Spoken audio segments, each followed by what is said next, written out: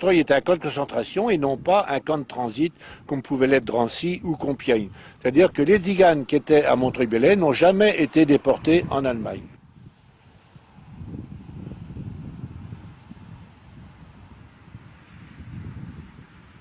Ils ne travaillaient pas, ils ne faisaient rien, ils étaient là internés.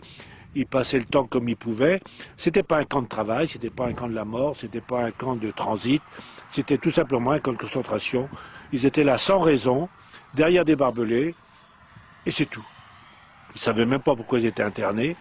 Et c'était une grande misère morale, je pense, psychologique.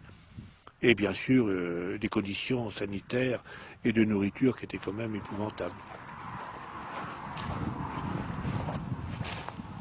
Les baraquements étaient donc en dur ou en planche avec des toits en éternite. Alors c'était pas chauffé bien sûr, même les douches n'ont jamais fonctionné vraiment. Il faisait très chaud l'été et très froid l'hiver. Nous sommes sur une plaine avec aucune protection, puis surtout aucune hygiène. C'était ça le plus difficile pour le camp.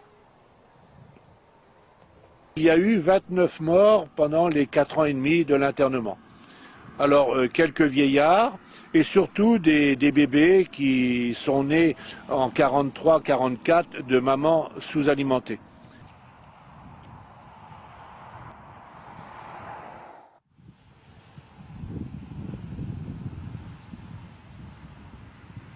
Le curé de Montreuil-Bellay, plutôt l'abbé de Montreuil-Bellay, venait faire le catéchisme, venait dans le camp une fois par jour et puis le dimanche, puisque les religieuses vivaient avec les tziganes dans ce bâtiment. Ils ont vécu pendant 4 ans avec eux.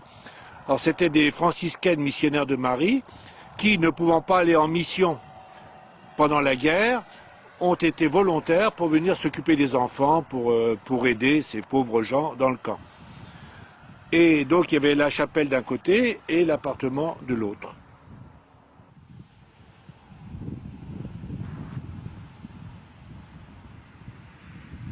Le dimanche, les gens venaient parfois voir le camp, s'il y avait des nouveaux internés, ça devait être quand même très très pittoresque. Et que voulez-vous qu'on fasse pendant la guerre le dimanche? C'était quand même... alors ils venaient là, ils marchaient le long du camp, ils m'ont dit qu'ils n'avaient pas le droit de s'arrêter. Et ils faisaient les 3 kilomètres de la ville, ça passait un bon bout de temps de l'après-midi. Moi, des Montreuillais m'ont dit, on avait pitié d'eux, on leur jetait du pain, on leur jetait des cigarettes derrière les barbelés. Puis moi, il y a des enfants qui m'ont dit, enfin d'anciens enfants qui étaient devenus adultes, oui, ils nous jetaient un morceau de pain, ils nous jetaient des bonbons ou des cigarettes, parce qu'on se jetait dessus et ça les amusait. Vous voyez, le même témoignage, vu par d'anciens internés et vu par des Montreuillais. Il y a certainement des gens qui ont jeté par gentillesse, par pitié à manger, puis il y en a d'autres qui en ont profité.